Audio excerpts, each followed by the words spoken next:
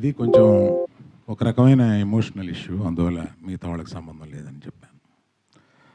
ఈ మధ్యకాలంలో నన్ను ఒక సీనియర్ జర్నలిస్టు ఒక క్వశ్చన్ వేశారు. ఈ మధ్య రామ్ చరణ్ గురించి నేను హలో హలో ఆ మైక్ ఇవ్వరా, అక్కడే ఏదో చేసావా, హలో. ఈ మధ్య దిల్ రాజు గారిని నేను నా స్టేజ్ మీద ఆహ్వానించి చెప్పేటప్పుడు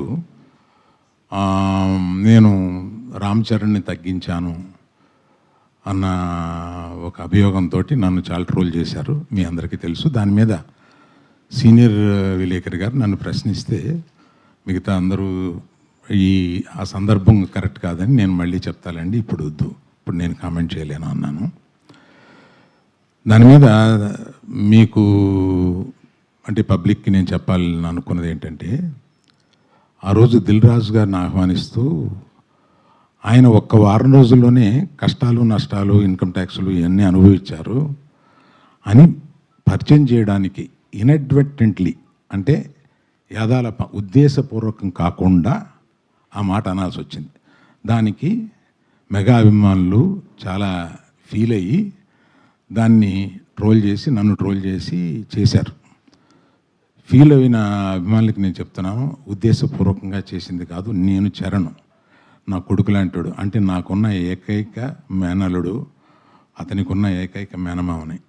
అందుకని ఎమోషనల్గా చెప్తున్నాను, ప్లీజ్ లీవ్ అస్ బిహైండ్. చరణ్కి నాకు ఉండే ఒక రిలేషన్షిప్ ఇస్ ఎక్సలెంట్ రిలేషన్షిప్లో ఉంటాం మేము.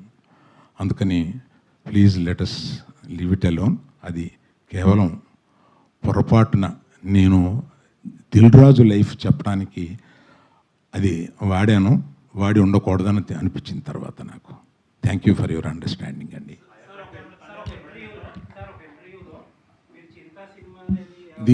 దీంతో ఆపేద్దాం సార్, దీన్ని ఎక్స్టెండ్ చేస్తే నేను ఒక్క నిమిషం సార్, ఒక్క నిమిషం.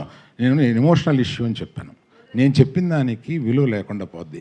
దీన్ని ఫర్దర్గా తీసుకెళ్తే అందులో కొంచెం ఇంకో హెడ్డింగ్ వస్తుంది. ప్లీజ్.